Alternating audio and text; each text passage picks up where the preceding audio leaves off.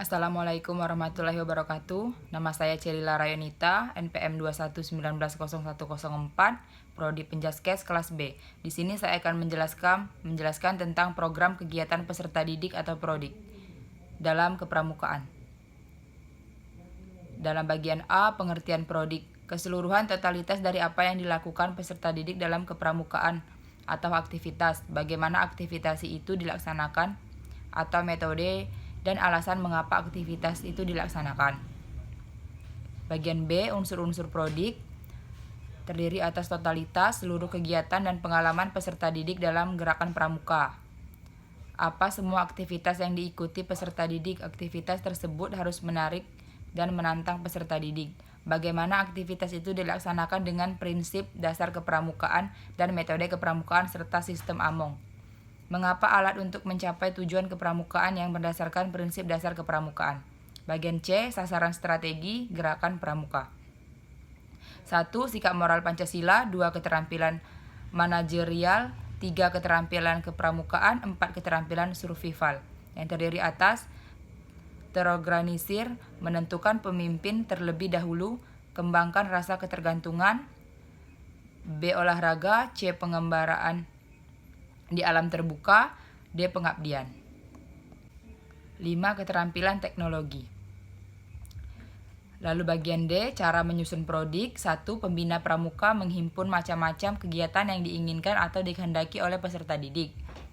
2. Pembina bersama peserta didik menyusun jadwal kegiatan dengan materi yang sudah disepakati.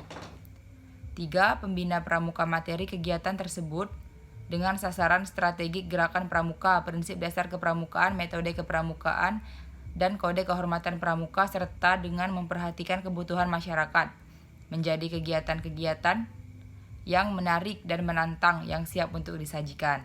Bagian E, cara pelaksanaan Prodik. 1. Pelaksanaan Prodik oleh pembina pramuka hendaklah selalu diciptakan adanya bekerja secara kemitraan dengan peserta didik. 2. Prodik yang bermutu, yang menarik kaum muda peserta didik dan sesuai dengan kepentingan masyarakat akan mendorong kaum muda lainnya untuk berpartisipasi. 3. Prodik harus dilaksanakan sesuai dengan ketentuan. 4. Prodik hendaklah didukung adanya peralatan yang memadai dan sesuai. 5. Prodik harus bermansa, modern, bermanfaat, dan taat pada kode kehormatan pramuka. Selanjutnya bagian F, manfaat adanya Prodik. Manfaatnya adalah kegiatan kepramukaan selalu mengikuti perkembangan zaman. Kegiatan kepramukaan selalu menarik, menyenangkan, dan menantang, sejalan dengan kegiatan yang sedang menjadi kegemaran peserta didik. 3. Keterlibatan peserta didik dalam kegiatan sangat baik karena kegiatannya mempunyai nilai kreatif dan rekreatif. Di bagian G, Prodik siaga. Di dalamnya ada dalam Prodik siaga disebut sebagai perindukan siaga. 2. Perindukan biasanya terdiri atas 18-24 pramuka siaga yang dibagi ke dalam 3-4 kelompok yang disebut barung. 3. Perindukan siaga dipimpin oleh pembina siaga dan dibantu oleh pembantu pembina siaga. Di bagian H, Dewan Siaga. Dibentuk untuk memenuhi hak anak dan melatih kepemimpinan pramuka siaga. 2. Beranggotakan seluruh anggota perindukan dengan ketuanya adalah sulung. 3. Pertemuan Dewan Siaga biasanya diadakan 3 bulan sekali atau sesuai kebutuhan. Baiklah, selanjutnya kegiatan siaga. Kegiatan siaga yang menggembirakan, dinamis, kekeluargaan, dan berkarakter. 2. Di dalam kegiatan latihan dapat dilakukan pengujian atau penilaian SKU dan SKK siaga. 3. Secara garis besar, kegiatan siaga dibagi menjadi kegiatan latihan rutin diadakan setiap mingguan dan bulanan menurut kesepakatan yang dibuat dengan siaga dan pembinanya. Terakhir, pertemuan besar siaga diikuti oleh beberapa perindukan siaga yang dilaksanakan pada waktu tertentu dalam rangka peringatan Hari Besar Pramuka. Itulah kegiatan siaga ya. Lalu metode yang dapat dilakukan dalam pembelajaran pramuka. 1. Belajar sambil bermain. 2. Pembelajaran beregu. 3. Pembelajaran individu. Pembelajaran berbasis alam. Dan 5. Tanpa kecakapan. Lalu Prodik penggalang. 1. Penggalang merupakan pramuka yang memiliki rentang usia 11-15 tahun.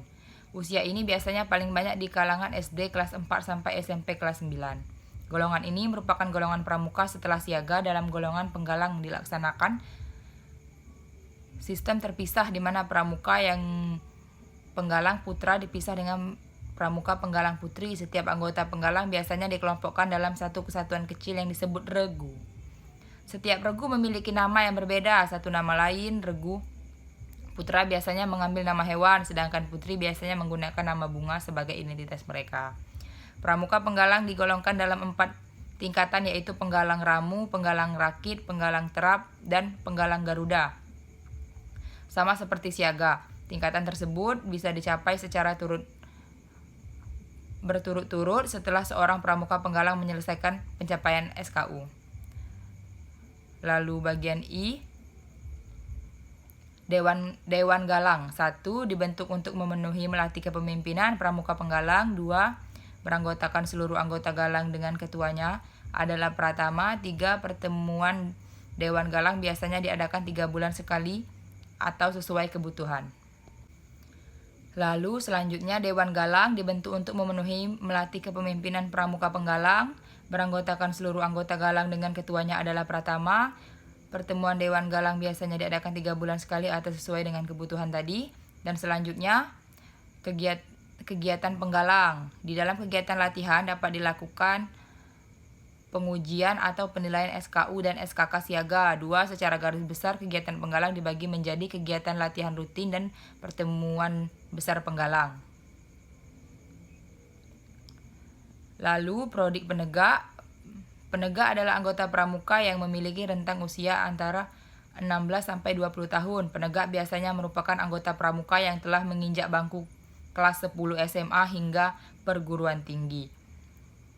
Loper, satuan terkecil pramuka penegak bisa disebut sangga, yang idealnya diisi 6 sampai 8 orang penegak. 2.